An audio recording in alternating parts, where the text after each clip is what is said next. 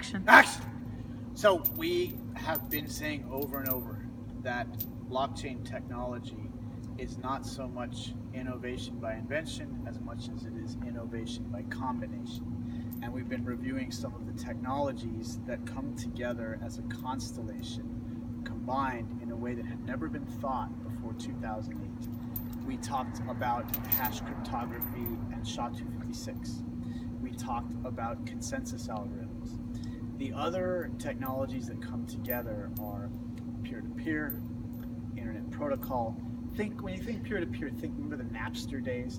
Think of a decentralization. There's no central authority. There's no single point of failure. There's no single point of power.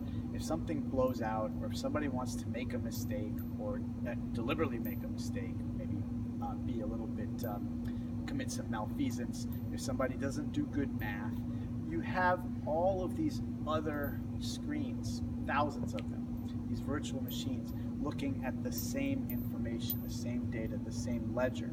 So if something blows out, either because somebody's acting badly, or there's maybe a natural disaster, or a server blowout in a server farm, it doesn't matter anymore.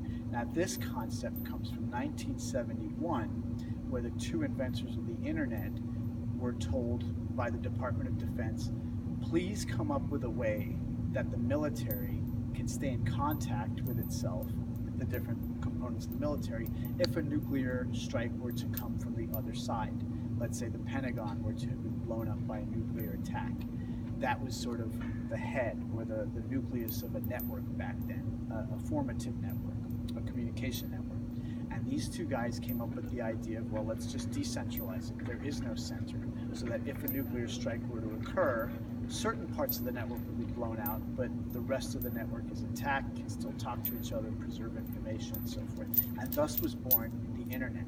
Internet protocol, TCP/IP would come later, and we've been using that since the 90s, not really thinking about it, kind of like the way we use electricity.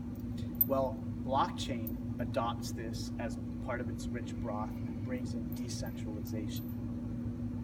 And the last bit is a database. Yay, a database, which was perfected in the 80s, 90s, and so forth. You have your oracles, and it is a critical part of blockchain technology. It's the ledger, it's where things get put together, and it is immutable as an epiphenomenality or a consequence. It's as from the consensus algorithms that we talked about. In the next video, we're going to talk about the Byzantine general problem and game theory, which is the inspiration behind the consensus algorithm that we spoke about last time. And that should bring it all together, so that if you're in 8th grade and you understand English kind of simply, you might just be able to explain blockchain to somebody. Can I go now? As always, I have only immeasurable love and effusive gratitude for my dear wife and our dear feline. The planet's better with you guys on it, certainly my planet. Callum Von Moger, Frank McGrath, Marissa Rivero McGrath, Lark, love you, Crypto Tips, Box Mining, Ivan on Tech, and Andreas Antonopoulos. Thank all of you.